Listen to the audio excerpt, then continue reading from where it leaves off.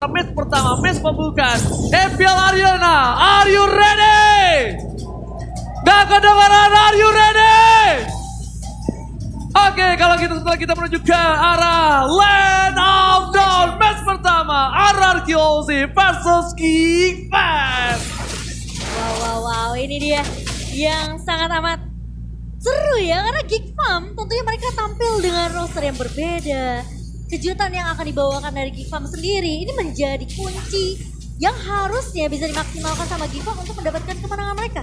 Yes. Selama berapa sih? 5 season berturut-turut mereka belum bisa menangin match sama RKOC. 5 match terakhir, 5 match terakhir, 2,5 tahun. 2,5 tahun ya. Yes. Oh, tapi Balweski dengan Iron Hook-nya belum bisa menculik ke arah seorang Skylar kali ini.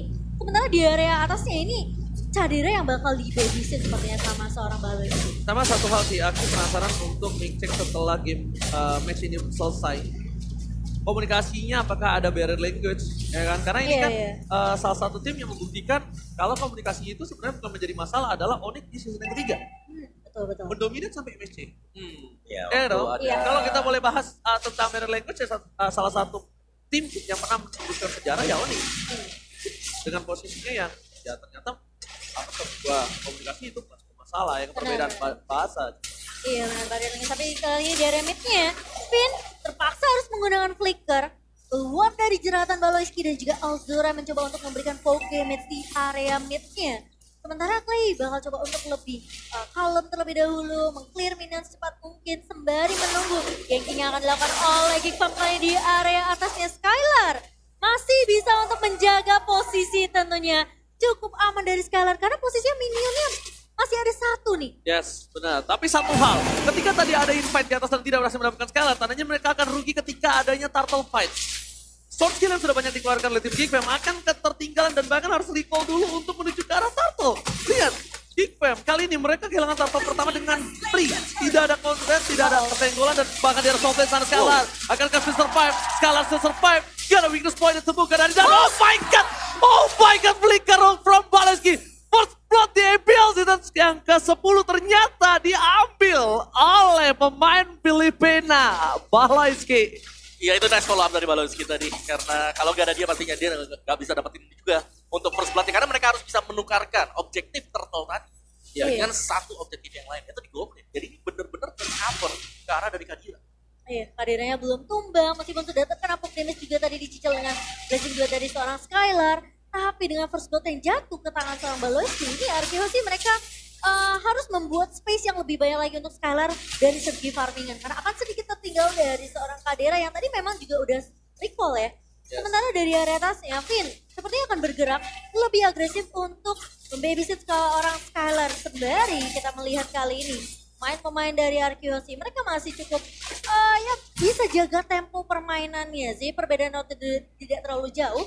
Meskipun mereka sudah mendapatkan turtle-nya yang pertama, tapi turtle kedua yang akan kita lihat tentunya apakah teamfight akan dibuka di sini. Karena Skylar udah mulai join teamfight-nya. Yes, bisa-bisanya loh dia yang ngamanin Little Wonder tadi. Tapi kita di sini dari segi emblemnya Opung Wawa, silakan.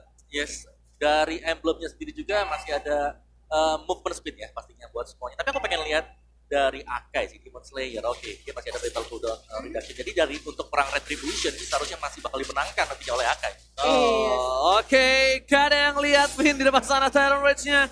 Tapi kayaknya posisi dari tim Geekfam mereka sudah melakukan cutting posisi di arah bottom. Dia benar-benar mau set up untuk melakukan satu buah fight di arah turtle, tapi ternyata R7 nampaknya di posisi purple top akan memaksakan Hans untuk menggunakan Retribution-nya. Yes, Retribution digunakan. Ketika turtle udah muncul, ini tandanya akan menjadi free. Dan problemnya adalah kalau free kayak gini, Skylar yang harus berhati-hati. Skylar harus mundur, harus aware. Dan P di depan sana akan terperangkap dan harus ditumbangkan. Crossbow opening kali ini belum dikeluarkan, bahkan berhasil mendapatkan pin. Kalau pin yang tumbang dan turtle slain by satu dari CAC diamankan RKOC, itu masih diuntungkan RKOC. Iya, karena pin.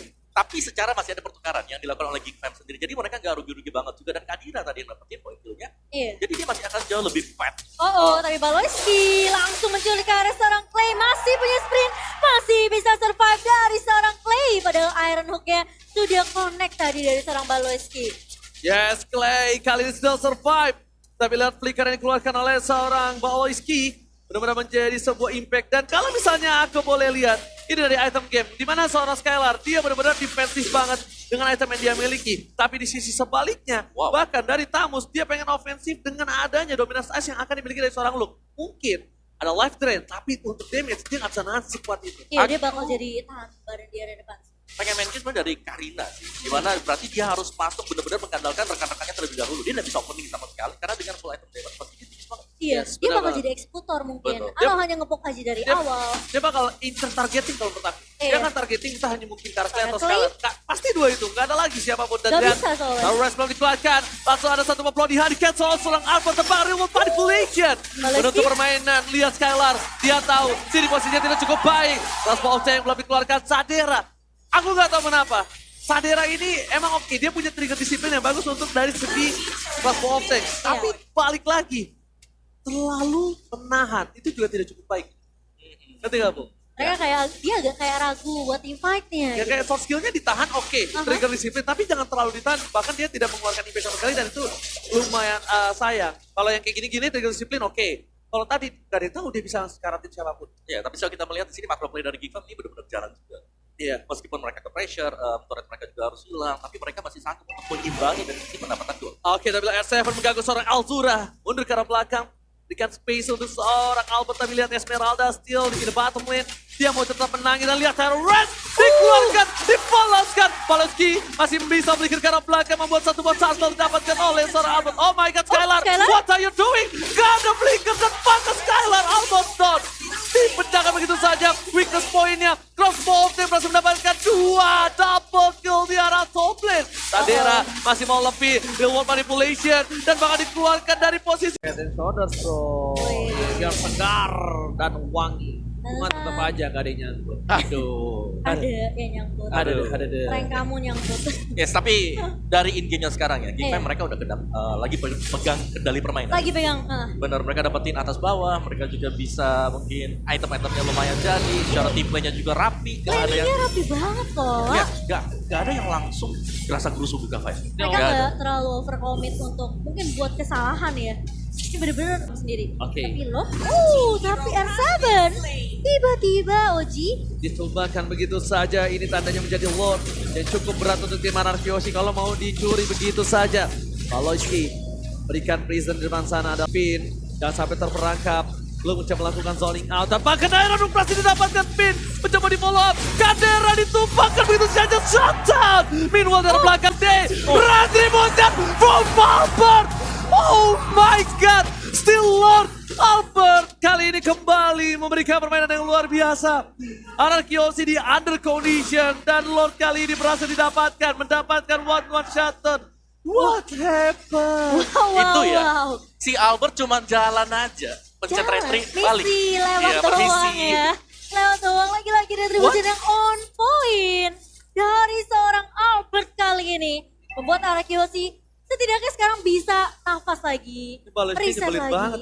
Ngeselin banget loh. Baleski nyebelin banget sih, lihat Lito Wonder berkali-kali diamanin sama dia loh. Ini Iya. bener-bener kayak salah satu orang pengganggu ini. Nyebelin sih. Aku nggak sih merasa kayak dengan kehadiran Baleski ini jadi takutan juga untuk Anarkioshi karena mereka harus mulai berhati-hati untuk segi rotasi ke area lininya. Tapi Lord yang mulai masuk di area atas dan dari itemnya nih Kowawa. Kita ngeliat dengan adanya 1-2 curse helmet untuk seorang Finn dan juga Dominance Ice tentunya. Yes, ini dari play sendiri juga dia masih punya item-item support ya, belum ada damage-nya jadi masih bakal bergantung untuk Skylar. Tapi Elzura bakal coba dikejar Skylar langsung. Menangkap ke arah seorang Elzura dan Baloiski kali ini di posisi yang kurang baik. Udah low banget. Hans masih bersembunyi dan bahkan Clay yang akan tertangkap. Tapi di sisi lain, Kadera pun tumbang di tangan pemain-main Anarkioshi dan Luke. Mau tidak tahu mau akan menjaga dari area mid, tapi R7 tidak kenal takut tentunya Oji. Enggak. Ini salah satu trigger disiplin yang sangat kita lihat tadi di depan sana. Dia bouncing ball tahan, gak ada Tyrant Rage sama sekali ketika udah gak ada anti crowd control dari seorang one-one langsung dikeluarkan Tyrant Rage-nya Albert yang memancing itu. Jadi bukan karena fulpranya, tapi Albert ketika dia masuk dengan anti crowd control langsung Tyrant Rage keluar. Oke, dan ini masih harus diset pastinya buat Geek Fam sendiri setelah kesalahan kecil sebenarnya tadi mereka harus memberikan lore-nya dan itulah kenapa kita harus berhati-hati ketika sedang melakukan lore. Iya.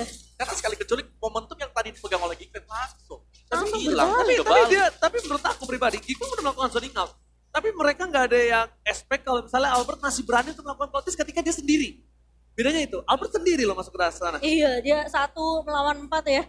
Di area lo tadi. Temennya udah di zoning, ditumbangin, ya kan? Dia tetap berani. Gak ada R7, gak ada badannya. Urusan belakangnya, tapi yang penting apa? Adu retribution. Aduh, Ren. Betul. Dan pemain-pemain dari Geekfam juga mereka nggak nge-shutdown Albert yang tadi cuma asal lewat doang. Ya, cuma jalan. Untuk retribution ke arah lore-nya kok Wawa. Tapi kali ini eventnya bakal coba dibuka. Cadera udah mencicil. Karena seorang R7 kali ini baru dibuka. Tapi Alzura tumbang di tangan sekolah Skylar. Masih motivate lebih. Albert kali mendiara di depan. Tapi crossbow yang dilepaskan oleh Cadera. Mendapatkan R7.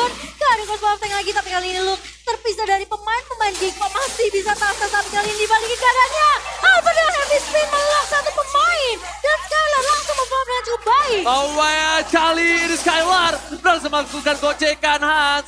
Gak boleh pulang, bakal coba dikejar oleh seorang Albert. Tapi nampaknya kali ini pertukaran cukup adil, 2 untuk 2 yang tersisa. Dan untungnya berpemain dari tim Geekfam ada seorang Cadera yang benar-benar masih bisa melakukan push terhadap pemain tim Maragiovi.